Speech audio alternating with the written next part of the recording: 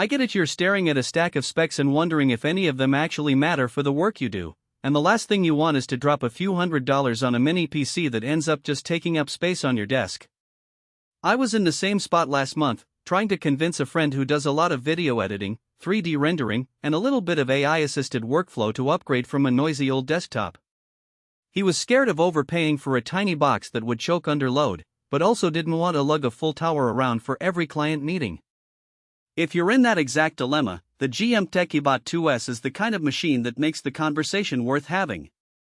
Link is in the description if you want to check the product details on Amazon. What makes the EVO T2S stand out is how it leans into the mini PC for serious work niche instead of just being a media streamer. The heart of the system is Intel's Core Ultra X7358H, a 16-core part that's been marketed for AI-heavy tasks. In practice, that means you can spin up a local stable diffusion model, run Photoshop actions that call on AI upscaling, or compile a large codebase without watching the CPU clock dip into the low-end territory you'd expect from a typical nuke. The dedicated 50 TOPS NPU further offloads those AI workloads, so you're not burning through the main cores just to get a quick inference.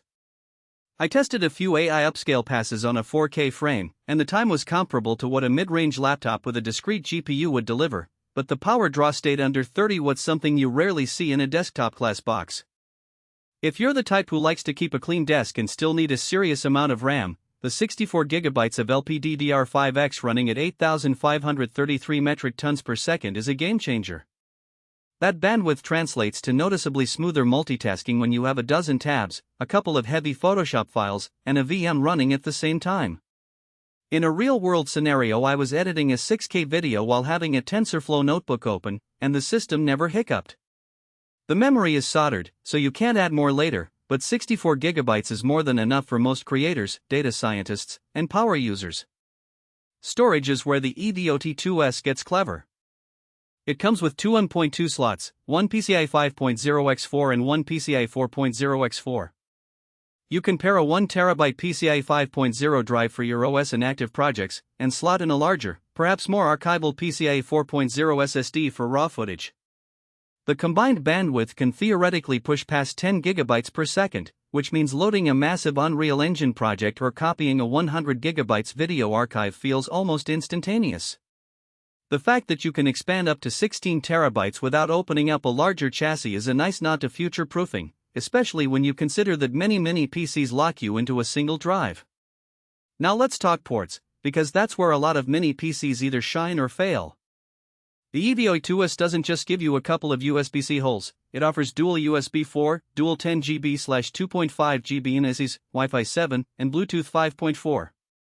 The dual USB 4 ports double as DisplayPort mode, which means you can hook up two 8K monitors or a combination of a 4K TV and a 1440p monitor without needing an extra dock.